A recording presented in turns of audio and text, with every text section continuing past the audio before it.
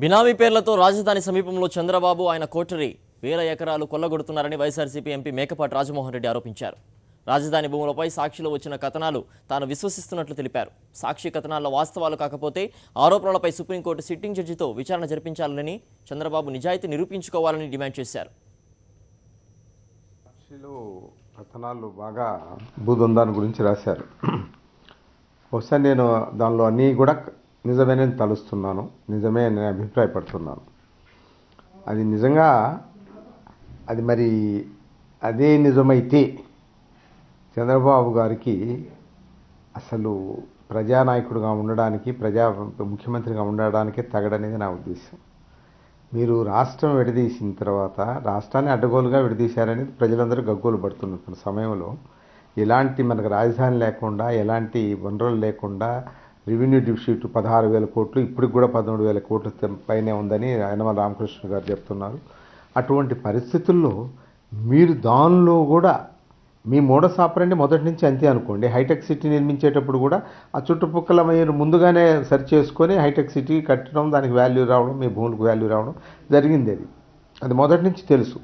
ఈ విషయంలో కూడా మీ విషయాలు తెలిసిన వాళ్ళు, మిమ్మల్ని గురించి బాగా స్టడీ చేసిన వాళ్ళు మొదటి నుంచి ఊహిస్తున్నటువంటి విషయం ఇది. ఈ రాజధానిలో కూడా ఆయన రియల్ ఎస్టేట్ భారీ ఎత్తున చేయబోతున్నారనే ఉద్దేశం అందరికీ ఊహించినటువంటి విషయమే. ఇప్పుడు పక్కాగా ప్రూఫ్ తోటి వచ్చింది. దాదాపు 25,000 ఎకరాలు మీరు మీ బినామీలు కానివ్వండి, మీ హితులు కానివ్వండి, స్నేహితులు కానివ్వండి, అనుచరులు కానివ్వండి, బాగా కాన్ఫిడెన్షియల్ పీపుల్ అందరూ కూడా కొన్నట్లుగా సాక్షి కథనాలు చెప్తున్నాయి. నిజంగా ఇంత ముఖ్యమంత్రిగా ఉండి ఇటువంటి పనులు చేయడానికి ఏమాత్రం సబబు మీరు?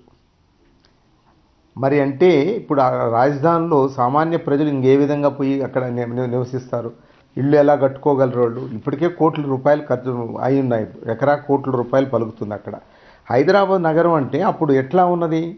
అందరూ సామాన్య ప్రజలు కూడా వెళ్ళి అక్కడ బయట అవుట్స్కర్ట్స్లో కట్టుకునే దానికి అవకాశాలు ఉన్నాయి. చాలా చీప్గా ఉన్నాయి ల్యాండ్స్, అది చీప్గా ఉన్నాయి. అది వాతావరణం బాగుంది, అన్నీ కూడా వ్యవసాయ యోగ్యమైన పొలాలు కాదు కాబట్టి ఎక్కువగా అందరూ వెళ్ళి కనుక్కోగలిగారు, అందరూ ఇల్లు కట్టుకోగలిగారు, అన్ని ఇండస్ట్రీస్ పెట్టుకోగలిగారు, హాస్పిటల్స్ కట్టగలిగారు, సినీ స్టూడియోస్ కట్టుకోగలిగినారు, అన్నీ చేయగలిగారు.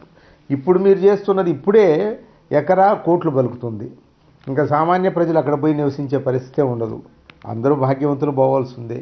అందరూ కూడా ఇంకా మరి ఆ విధంగా నువ్వు ప్రజా రాజధానిగా ఎలా తయారవుతుందండి? అది సామాన్య ప్రజలు లేకుండా ప్రజా రాజధాని ఎలా అవుతుంది? అందువల్ల ఇది ఏమాత్రం తగదు. దీని మీద నిజంగా తప్పనిసరిగా సరైనటువంటి ఎంక్వైరీ జరగాల్సిందే. ఒక సుప్రీంకోర్టు జడ్జితో అందరూ అడుగుతున్నట్లుగానే సుప్రీంకోర్టు సిట్టింగ్ జడ్జి తోటి దాన్ని ఎంక్వైరీ చేయించి నిజాలు తేల్చండి. మీ సత్యలతను నిరూపించుకోండి. మీరు నిజంగా మీరు అటువంటి చేయలేదు అనుకుంటే మీరు తప్పనిసరిగా ఒక సరైనటువంటి సుప్రీంకోర్టు సిట్టింగ్ జడ్జి తోటి ఎంక్వైరీ చేయించి మీ నిజాయితీని నిరూపించుకుంటే అప్పుడు ప్రజలు నచ్చే పరిస్థితి వస్తుంది. లేకపోతే మటుకు ప్రజలు మిమ్మల్ని స్పేర్ చేసే పరిస్థితి ఉండదని నా భావం.